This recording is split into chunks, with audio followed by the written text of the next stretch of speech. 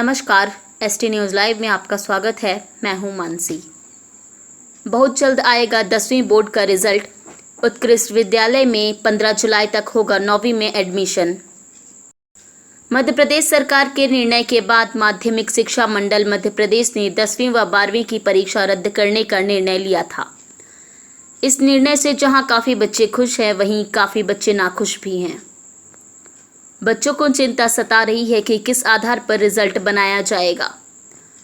शासकीय उत्कृष्ट विद्यालय सीधी के प्राचार्य SN त्रिपाठी ने जानकारी देते हुए बताया कि उत्कृष्ट विद्यालय में 9वीं कक्षा के लिए एडमिशन कराने का समय 30 जून तक था, लेकिन समय बढ़ाकर 15 जुलाई तक कर दिया गया है। 10वीं व 12वीं के परीक्षा परिणाम के विषय पर त्रिपाठी ने कहा कि 10वीं का रिजल्ट आंतरिक मूल्यांकन के आधार पर 15 जुलाई तक आने की संभावना है व 12वीं का रिजल्ट 10वीं व 11वीं के परीक्षा परिणाम के मूल्यांकन के आधार पर 15 अगस्त तक आने की संभावना है।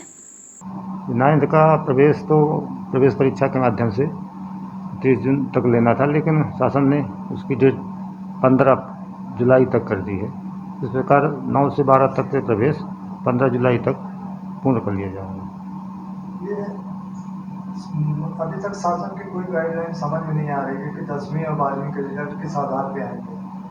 अगर आपके पास कोई जानकारी ऐसी हो।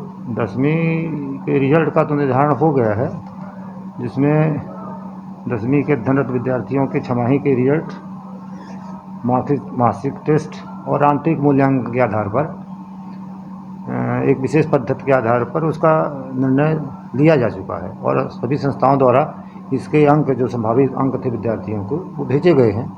हाँ, किसी विद्यार्थी को अनुत्तीर्ण नहीं किया गया है। 12वीं के रिजल्ट के लिए शासन से, विद्यालय से कुछ पूछा नहीं गया है और जो अभी तक जानकारी है उसके आधार पर 12वीं का रिजल्ट 10वीं के रिजल्ट के आधार पर ही बनाया जाएगा। और अब उसके अलावा अतिरिक्त रूप से अगर कुछ शासन पूछेगी तो बताया जाएगा, लेकिन चूँकि उनके पास पहले से ही 10वीं का पूरा अंक है, बच्चों की पूरा रिकॉर्ड है, तो वो अपने स्तर से 12वीं का रिजल्ट 10वीं के आधार पर बनाने का प्लान कर रहे हैं। अगर 10वीं के आधार पे बनेगा तो 10वीं का रिजल्ट 64 के आसपास था, तो 36% बच्चे फिर फेल होंगे। तो अब जो बिना परीक्षा लिए बच्चों को पास कराया जा रहा है, तो 12वीं में अगर परीक्षा भी होती तो कुछ न कुछ प्रतिशत तो बच्चे फेल ही होते। तो कोई ना कोई निर्धारण तो करना पड़ेगा शासन को, चाहे 10वीं का मानदंड माने, 11वीं का माने, 12वीं का माने, जिसका भी मानेगा। ऐसा भी तो हो सकता है कि बच्चा बोल सकता है कि 10वीं में जरूर फेल था पर 12वीं में अच्छी पढ़ाई किया। ऐसे बच्चे जो संतुष्ट नहीं होंगे, वो बाद में जब परीक्षा आयोजित की जाएगी तो परीक्षा दे सकेंगे।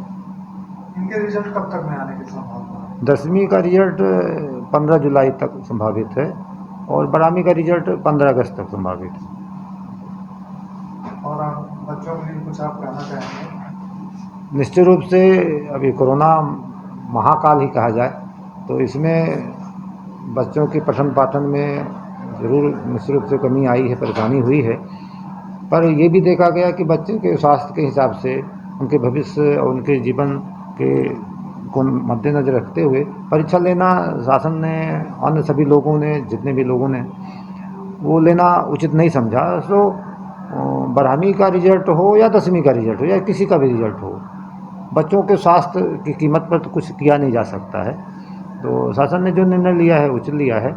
इतना ज़रूर है, थोड़ा सा विलम्ब हो रहा है। अच्छे बच्चों में थोड़ी सी निराशा अवश्य है, क्योंकि उनको लगता था कि अगर हम परीक्षा देते तो जी जान लगा के हमारा रिजल्ट बहुत अच्छा आता। मुख्य विशेष रूप से हमारे स्कूलों में तो लगभग बच्चे ऐसे ही रहते हैं कि वो थोड़े पहले कम मेहनत करते हैं, वार्षिक में पूरा एफर्ट लगाते हैं। तो अच्छे बच्चों को थोड़ी सी मायूसी है, थोड़े से कमज़ोर बच्चों को उसी हिसाब से थोड़ा सी खुशी है। तो कुल मिला के कहीं खुशी और कहीं कम वातावरण माना जा सकता है। हमने कई बच्चों से संबंध स्थापित किया था, तो पढ़ने वाले बच्चों को तकलीफ है। उन्होंने हमसे कहा था कि एग्ज़ाम देना चाहते हैं। ये विद्यालय तो अच्छे बच्चों की है, हमेशा मेरिट में बच्चे आते हैं, स्टेट मेरिट में आते हैं, 10वीं में भी आते हैं, 12वीं में आते हैं। और अगर हम कहें कि हमारी मेहनत का मूल्यांकन तो परीक्षा ही होता है, बच्चों का मूल्यांकन भी होता है, हमारा भी मूल्यांकन होता है। तो वास्तविक रूप से हम तो बहुत, हम लोग सब बड़े उसमें थे, आशा में थे कि हमारी मूल्यांकन होगा। लेकिन सबसे ज़्यादा नुकसान तो एक्सेलेंस विद्यालय का हुआ है, जहाँ प्रतिभावान बच्चों का पूरा स्रोत ही रहता है। तो निश्चित रूप से बच्चे मायूस हैं। और सही मूल्यांकन तो जटिल नहीं हो सकता है, बिना परीक्षा लिए कैसे मूल्यांकन हम कर सकते हैं, पर कोई ना कोई रास्ता तो अपनाना था। तो वो कृपया चैनल को सब्सक्राइब करें व बेल आइकन को दबाएं, जिससे आपको जिले, प्रदेश व देश की गतिविधियों की जानकारी मिलती रहे।